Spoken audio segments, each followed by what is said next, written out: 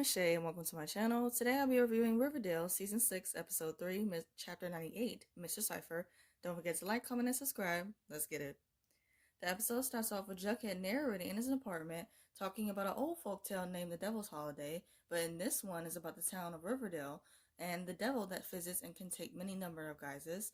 At Pop's, Pop tells a customer to pay him next time, and the customer thanks him. Tabitha commends her grandfather for having the biggest heart that she knows, and he truly does. Pop sees a man standing outside, but then the man starts to turn into the monster like the devil, and he starts screeching. Pop falls to the ground, and he is having a heart attack, and Tabitha comes over to him. Reggie is up late night worrying about their casino opening, and Veronica wakes up and tells him that it's going to be the best thing to happen to the town since maple syrup.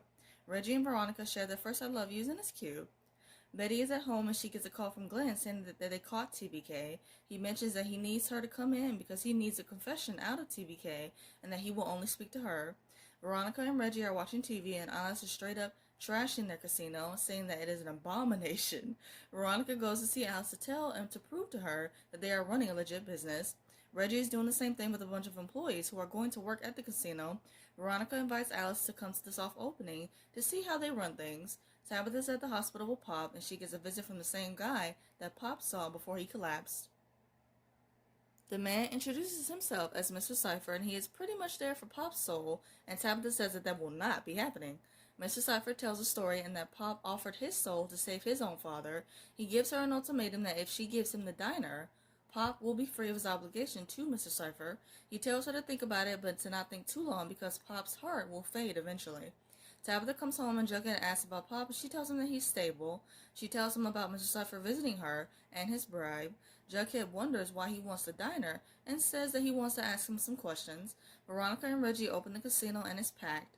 Mr. Cypher shows up as well, and so does Alice. Alice says that she is there to scope out any evil, and Reggie notices Mr. Cypher and tries to spy on him. Mr. Cypher goes to Kevin and strikes up a conversation with him. He says that he caught a performance of his and says that he can offer him so many things. He says that he will buy him a drink and that they can discuss the details later. Kevin gets on stage and he is killing it. Afterwards, Fangs is going over his schedule with Kevin. Kevin stops him and questions him about this, and Fangs says that his name is not Fangs, but it's actually Finn, and that he is Kevin's boyfriend and manager. Kevin comes to Mr. Cypher and says that he is all in with an agreement with him. He signs the paper, and after Kevin leaves, Mr. Cypher scratches him off the list. And I'm like, poor baby Kevin, like, what are you doing? You are literally signing your soul to the devil, and you don't even know it, man. You don't even know it. A woman comes to Veronica to tell him about Mr. Cypher winning a lot of games. Veronica goes to confront him, and he says that he is an investor and partner with Reggie. Veronica demands that the table be shut down, and Mr. Cypher says that he will get his soul by Saturday. She demands for him to be escorted out the casino, and Mr. Cypher says that he will be back on Saturday. Veronica goes to Reggie to tell him about this, and of course he already knows. Reggie says that Mr. Cypher offered to give them money for the casino in exchange for his soul. Reggie asks Veronica for help, and Veronica says that she will think of something and asks for Mr. Cypher's number. Betty is with TBK at the office, and she asks him the question if real evil exists, and if he is it. He tells her to ask what she really wants to know, and Betty says that she is not about to play mind games with him. She gets up to leave, and TBK says that absolute evil does exist. He says that there is a part of 100% evil inside of her, and that's the reason they are drawn to each other. Betty comes home to take a shower because she just feels filthy after talking to this trash. Literally. Literally. Betty calls Glenn and says that he has to come up with another plan, and that she can't get through to TBK. Glenn doesn't have any idea of what she's talking about and says that TBK isn't in custody. Pop wakes up and he asks her about getting a visit from the devil.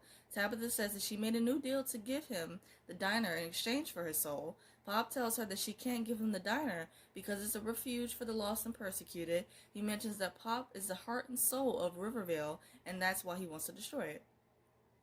Veronica calls Mr. Cypher and says that she has another soul for him that he will find more interesting.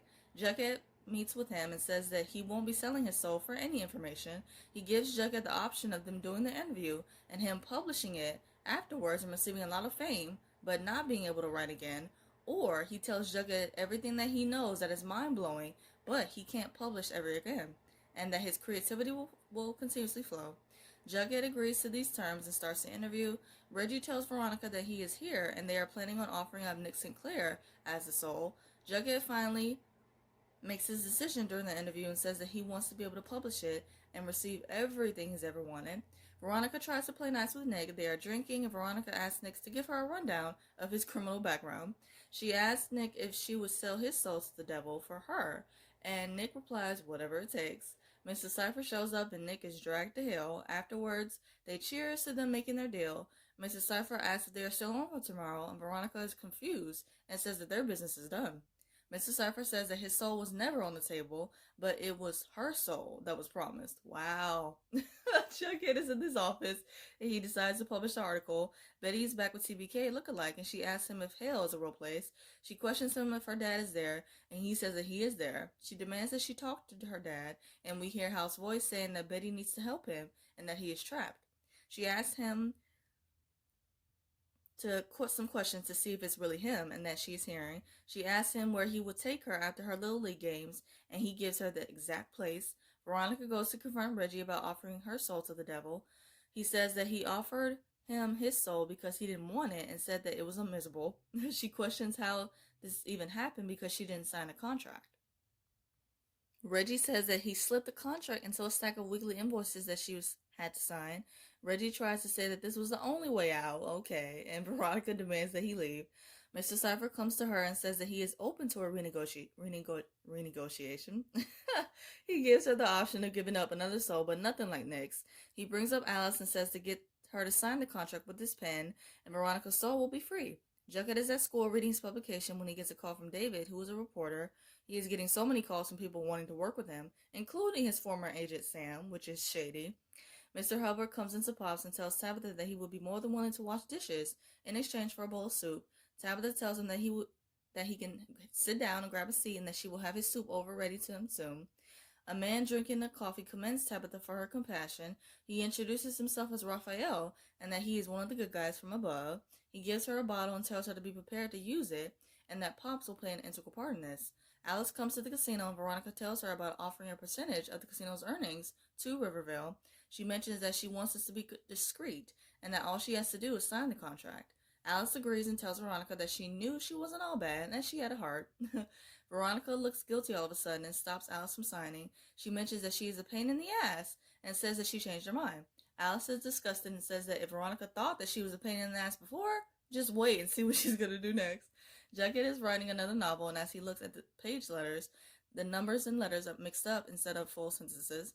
Betty comes back to TPK and she knows that he wants something from her. He mentions that there is a war coming and says for Betty to pledge her allegiance to him, and he will release Hal from endless suffering. TBK brings up Polly and we hear Polly's voice and she screams and tells Betty to stop the pain. Betty is emotional while TBK is laughing. She steps away to gather herself and then she grabs a pair of scissors. She starts repeatedly stabbing TBK, killing him. She removes the mask and it is Glenn.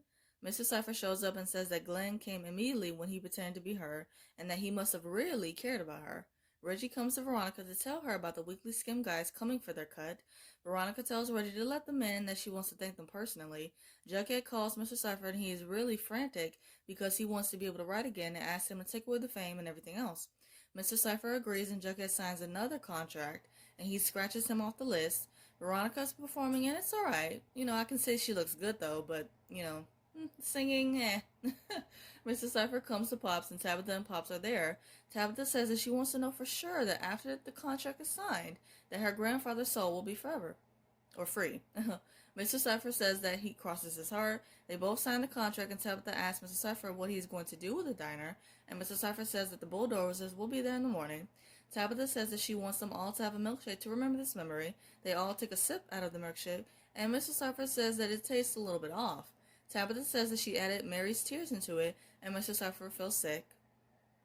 They both kick his ass out of that diner was a moment, and she says that her, Pop, and the diner are protected from all forces of evil that may come against them. Jughead is typing again and he's able to write.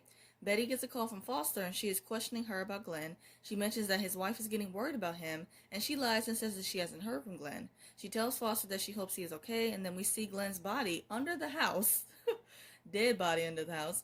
Veronica comes to Reggie. He is confused because he thought that she would be gone after midnight, Veronica mentions that she came up with another deal that Mr. Cypher agreed to instead of taking her soul. She says that Mr. Cypher will be at the casino and she will give him a soul from the floor every week. Reggie kisses Veronica, telling her that she beat him. They hear a loud knocking at the door, and Veronica tells Reggie that it's for him. Veronica tells Reggie that he shouldn't have double-crossed her and that he should have paid attention to what pen he was using when signing for the liquor deliveries. Like, damn, she got him back. She got him back. She tells Reggie to go willingly because if he doesn't, Mr. Cypher will drag him kicking and screaming like a little bitch. Jughead is narrating. He says that people like Veronica, this is their lot in life.